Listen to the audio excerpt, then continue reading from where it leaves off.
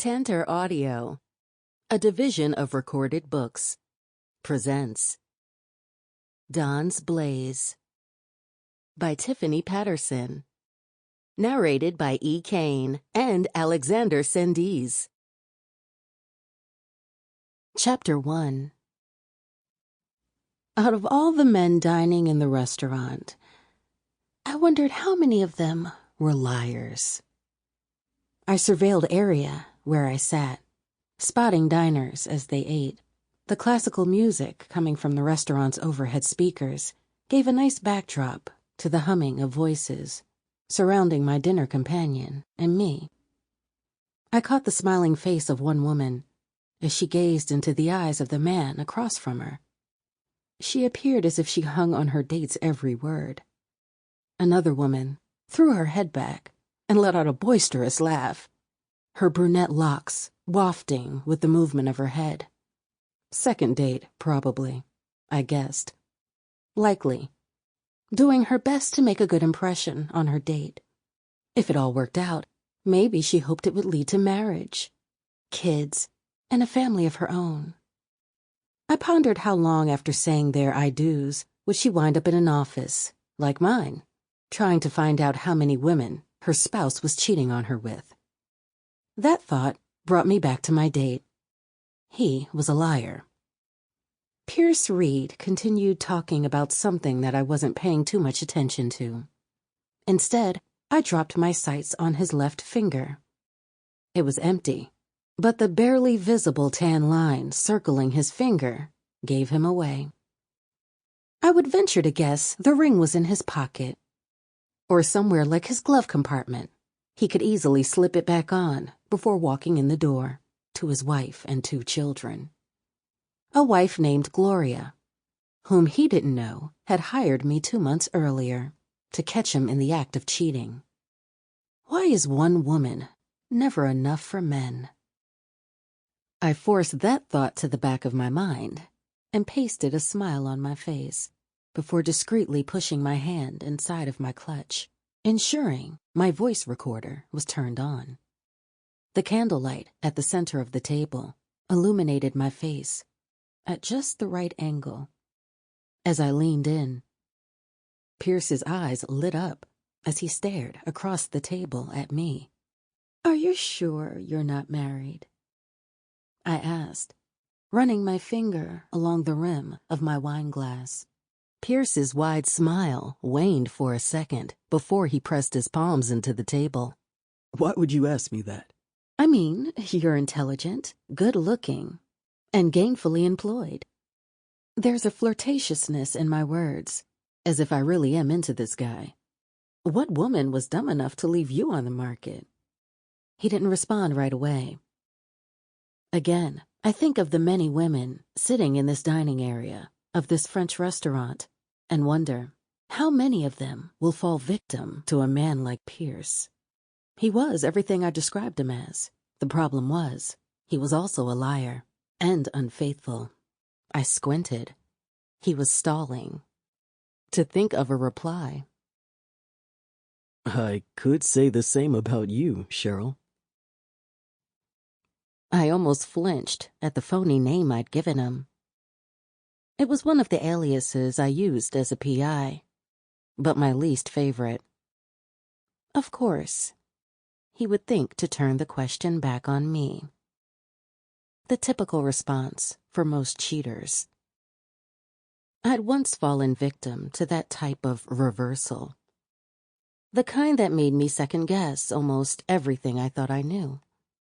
Pierce was smooth. He knew what he was doing. Which led me to believe his wife wasn't the first woman he cheated on. I shifted back from the table and raised my wine glass, smiling.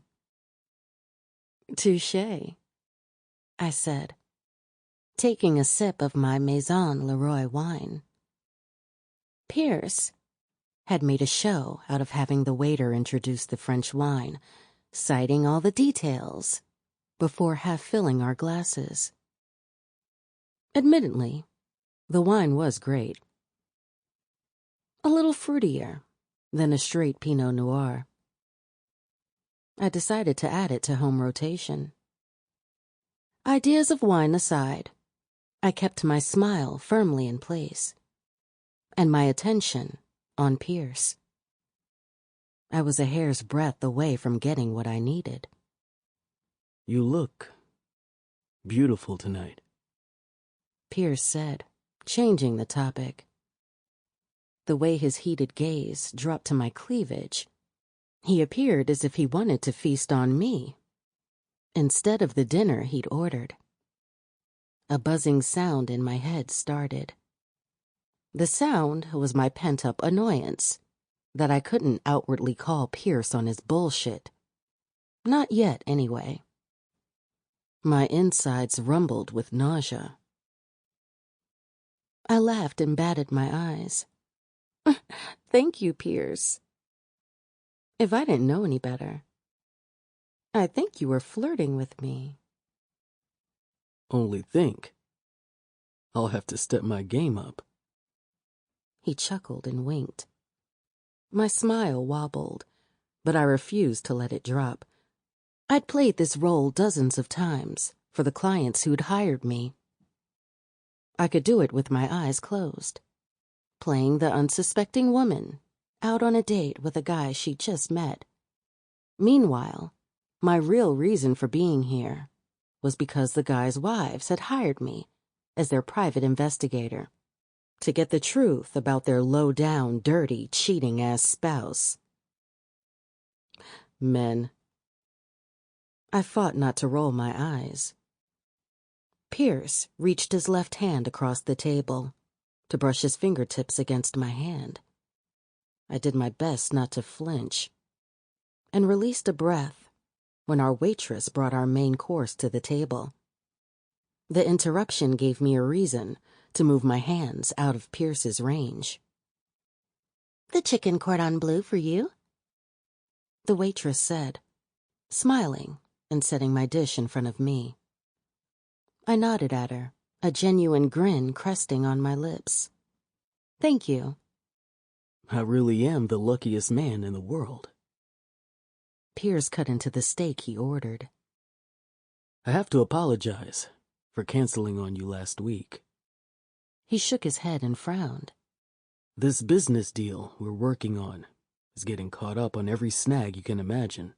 Is that right? I raised my glass of wine to my lips, primarily to hide my scowl. He nodded. "Tell me, what's the deal your company is working on again?" I asked. He sputtered a little before covering his mouth with his fist and then raising his napkin to his mouth. I'm sorry. If it's something you can't talk about, we can change the topic." No, nothing like that. His voice pitched up a few notches, a clear indication he wasn't being truthful. We're acquiring new businesses, and there are some hiccups. Interesting. I cut another piece of my chicken, shrugging. I thought you finance guys lived for this sort of thing. The rush of taking on a new enterprise?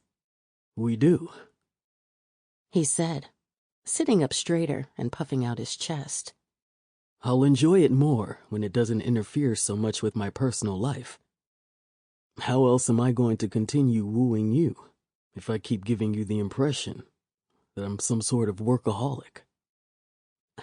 Gag. I cleared my throat and took another sip of wine. I had to bite my tongue from asking Pierce how he planned to continue wooing me while also devoting enough time to his wife. A wife who, at that very moment, was at home with their twin 18-month-old toddlers. But I held back. The truth was, the week before, Pierce had canceled because one of his toddlers had an allergic reaction to something he ate, and his family had spent the better part of the night in the emergency department. Pierce's wife, Gloria, told me all about it. "I'm sure you can think of something," I said. With my head tilted and my lips upturned at the corners, I shifted in my chair to lean in further to the table. Pierce ran his tongue across his bottom lip, not even trying to hide the lust in his eyes. It was our third date, and by reasonable expectation, some sort of physical attraction should have been obvious by now. Unfortunately for Pierce, the attraction was one-sided. So one-sided that all evening I'd had to keep myself from forgetting I was working. Otherwise, I'd drift off into a daydream about going home to play my favorite video games with a glass of wine by my side. I had a wonderful time tonight, Cheryl. Pierce said as our waitress placed the bill down on the table. Huh? What was that? I winced upon realizing I had drifted off into thoughts about suiting up as Chun-Li to kick some villain ass. I was supposed to act smitten with this guy. Yes, me too. I lied. He stood from the table and extended his hand out to assist me. Proud of myself for not hesitating, I let him help me stand, and we exited the restaurant. Pierce's hand caught mine, holding me in place outside of the restaurant. What are your plans for the weekend? This weekend. Let me think about that. I peered up between my eyelashes. You know, a woman can never make herself too available. Pierce's eyes sparkled with mischief, and his lips twitched. Even though he was a lying, no-good, cheating son of a bitch, he was a handsome man. What a waste. I shook my head slightly. All the good-looking ones always were. Hell, even the not-so-good-looking men cheated. My career as an undercover officer, working the red light district, and as a private investigator, working for myself, coupled with my personal experiences, taught me that much. Pierce brought my hand to his lips, kissing the outside of my palm. How about I give you a call later this week, and we can figure it out? Smiling, I nodded. That sounds like a good idea. He released my hand, and I almost had my freedom for the night, until he moved in for a kiss. My honed reflexes didn't fail me, and I pivoted my head just enough that the kiss landed on my cheek. Pierce pulled back and stared down at me. This weekend. We'll discuss it when you call, I said. Have a good night, Pierce. I waved, quickly turned, and headed for the parking garage. I waited until Pierce was out of eyeshot, slipping my recording device out of my clutch, and hit the stop button. Confident I had enough from tonight's dinner and our previous conversations to present to his wife. When she hired me, Gloria Reed suspected the extra hours her husband had been spending away from home hadn't been due to this supposed business deal as head of finance for a growing sports company here in Williamsport. Boy, was she right. I mumbled, stepping into the elevator. As I rode to the third level, I stuffed the recorder back into my bag and pulled out my cell phone. The elevator came to a stop, and I stepped off before pressing the button to dial my office. My assistant, Halise, answered on the second ring. Jocelyn? She said. Hey, thanks for remaining in the office. Man, let me tell you, this guy, Pierce, is a piece of work. He's a charmer, like Gloria said. She's going to have a field day ripping up that prenup. I wish I could be there when she tells him she knows what he's been up to. Men think they're so slick. I sucked my teeth and shook my head. Jocelyn. They're not to be trusted. And this is why you can't bank on love for any type of security. Not if you're a woman in today's world. Granted, a lot of women recognize this, but somehow, so many smart, savvy, capable women keep getting trapped into these men's webs of lies. Jocelyn. Take Gloria, for instance. She's beautiful, was working her way up the corporate ladder. Then she got pregnant and chose to stay at home to raise her children. Admirable, but what does her husband do? Does he appreciate all she's doing to keep their family going? No, He's out there telling me how beautiful I am and trying to kiss me. I huffed and shook my head. Jocelyn! I jerked my head at the urgency in Helise's voice. Yeah? I've been trying to call you. I pulled the phone from my ear, and my eyes bulged when I noticed the 3 missed calls. 2 were from Helise. 1 was from my mother. I stiffened. What happened? I asked in a shaky voice. It's Corey. There's been an accident. A whoosh of air left my lungs. I pressed my palm against the window of my car door. It was as if someone had punched me in the gut. Those 4 words were one of my biggest fears. Corey, my brother, my twin. I blinked away, the water filling my eyes. I couldn't fall apart. Mama had called me, which meant she already knew what happened. She would need me to be strong for her. And Corey, he would require me to be strong for him, even if he would never admit as much. My voice came out strangled. Where is he? Williamsport, Central. Okay. I hung up without a proper goodbye. I yanked the car door open, tossed my clutch and phone into the passenger seat, and pulled out of the parking space as fast as I could. On the 15-minute drive across town to the hospital, I didn't care about whether I would get stopped for speeding. If I had any luck, getting pulled over might have been a good thing. It could be one of my former police mates, and they'd flash their lights and let me ride on their tail as I rushed to get to my family.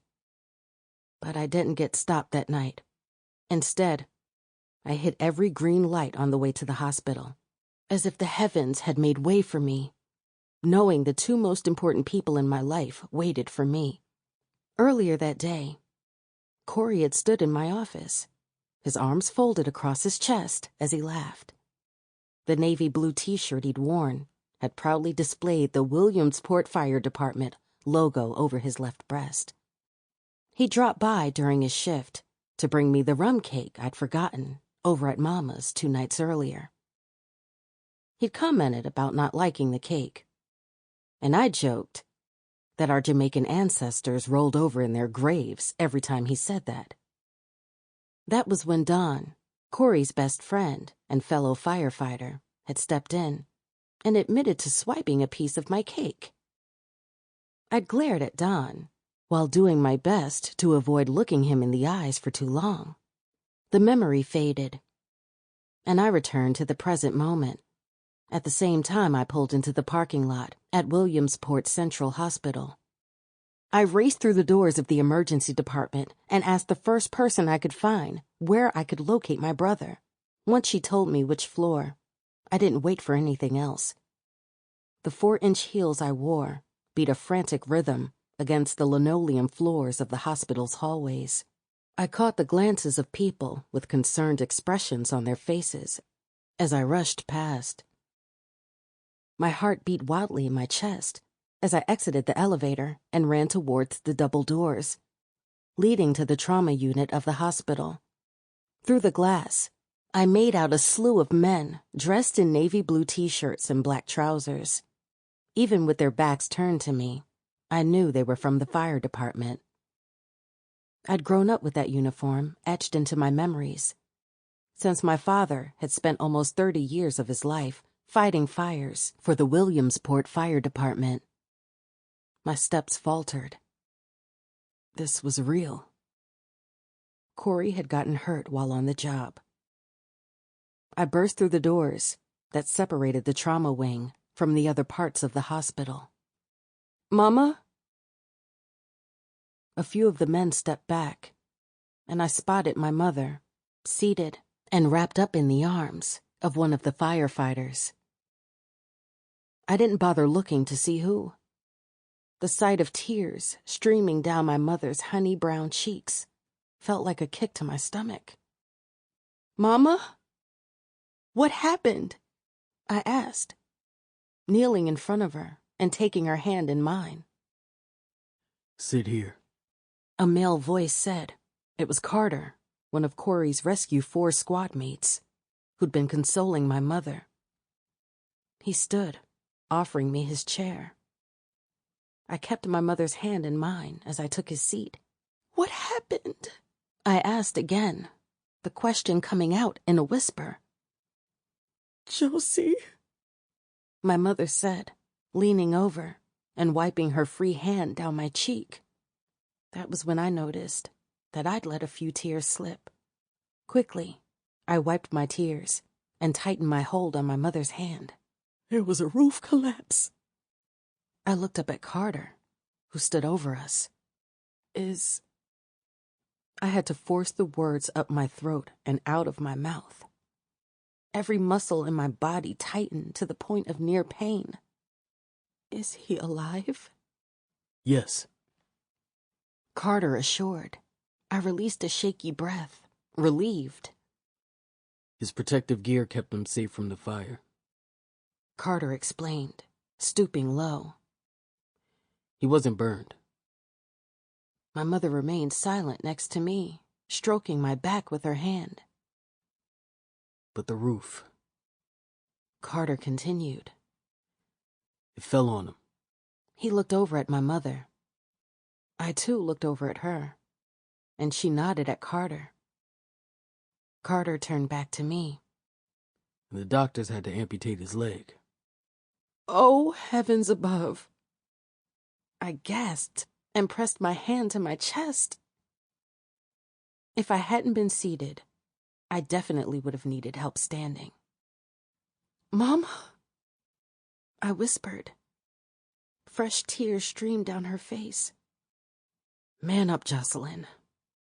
I swallowed the lump in my throat and threw my arms around my mother, pulling her into a hug. I would be strong for my mother and for Corey. We'd been at the hospital for hours. The bright light streaming up and down the hallway was in direct contrast to the somber mood of everyone who stood around, awaiting news of Corey to wake up from surgery. I'd come back to take my seat next to my mother, after speaking with the nurse at the nurses' station. "I'm going to get some coffee, Mama. Do you want any?" I asked her. She shook her head. "I'll be right around the corner, okay?" I told my mother. As I rose from the chair, she peered up at me. Her dark brown eyes, the same shade as mine, were filled with such sadness. My legs trembled. "I can stay here," I said. "I don't need coffee." I moved to sit back down, but her voice stopped me. "Go on and get your coffee, Josie. I'll be fine." I'll stay with her, a deep male voice said from behind me. I turned and recognized the captain of Corey's squad, Rescue 4, Captain Waverly. I knew most of Corey's squad by name and face. "Mama," she shooed me with a motion of her hand. The same movement she'd used with me since I was a child, whenever she wanted me to hurry up or get out of her way in the kitchen. "I won't be long," I reassured. More for myself than her. It wasn't until I stood that I realized I still wore the electric blue dress and strappy heels from my date. Captain Waverly replaced me, sitting next to my mother, and said something low in her ear. I started down the hall and turned a corner to find the waiting room. A nurse at the nurses' station informed me that the room had a vending machine and coffee maker. The waiting room was empty, save for the television and the dim bulb flickering in the vending machine. There was no other light in the room. I moved to the corner, where the coffee maker sat on the counter, released a shuddering breath, and took the opportunity to be alone for a few minutes. "He's still alive, Jocelyn," I whispered, reminding myself that I still had my brother. "He's still here. I could be grateful for that. If he'd been standing a few inches to the right or left, it might have been a different story." On an inhale, I cut that line of thinking off and tried to remind myself of all I could be thankful for. It was useless to think about the what-ifs. Corey was alive. And as long as that remained true, we could tackle anything. He was one of the strongest people I knew, and my best friend. I pressed my palms against the counter and nodded.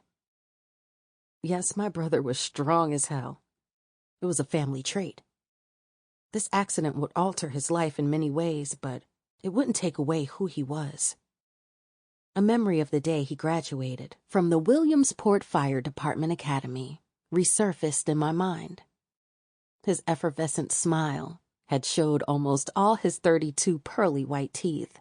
His cinnamon skin, which mirrored my complexion, had shone under the sunlight. He'd squeezed me into a bear hug and lifted me off my feet. I did it, Josie, Corey said in my ear. He set me down, and I playfully punched his shoulder. Did you ever doubt it? He grinned and shook his head. Never. Exactly. That was how he tackled everything in life. This would be no different. Corey could handle this setback, even if it took him some time to adjust. Mama and I would be there to help him. My breathing hitched when the door to the waiting room pushed open, and another person stormed in. As they moved toward the vending machine, I made out the Williamsport Fire Department uniform. I should have fucking been there, they muttered. Though his back was to me, I knew instantly who that voice belonged to. Son of a bitch, Don said, punching the side of the vending machine. I gasped, causing him to turn in my direction. His eyes widened, noticing for the first time that he wasn't alone. We regarded one another for a long while. He opened and closed his mouth, but no words came out. That's going to leave a mark, I said, once the silence had become too loud. He furrowed his eyebrows, and I dipped my head toward his hand. He stared at the hand he'd punched the vending machine with, as if seeing it for the first time in his life. Yeah, he finally said. His voice didn't sound right. The typical hint of humor and teasing wasn't there. Instead, he sounded tortured, as if a handful of broken glass resided in his throat, and he'd had to fight to get that one syllable out. Yeah, I repeated. Then, I didn't know how it happened. One moment, I was leaned against the counter. The next, I'd wrapped my arms around Don's broad shoulders. When I realized what I was doing, I half expected him to push me away. In my experience, firefighters weren't the type to display their vulnerable side or openly receive comfort from others. I just knew Don would tell me he was fine and didn't need a damn hug. Instead, I felt his strong arms, the very arms I knew had helped carry my brother out of that burning and collapsing building, band around my waist, pulling me into his body. A sigh fell from my lips. I nuzzled the crook of his neck. I didn't know what possessed me to inhale as deeply as I did, but it felt good. He smelled fresh, like that Irish soap they used at the fire station, and smoke.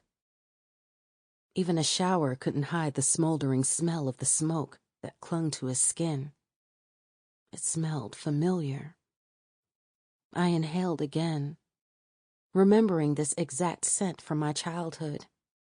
My father's uniform had often smelled like this, on the nights he'd come home, late after a shift.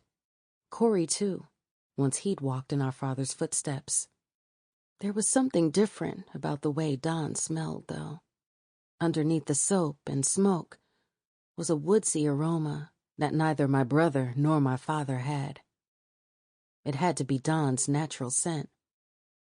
I tightened my arms around his shoulders and nuzzled even deeper. His hold on me tightened, as if we both needed the comfort. I inhaled a third time, and the cold... Sample complete. Ready to continue?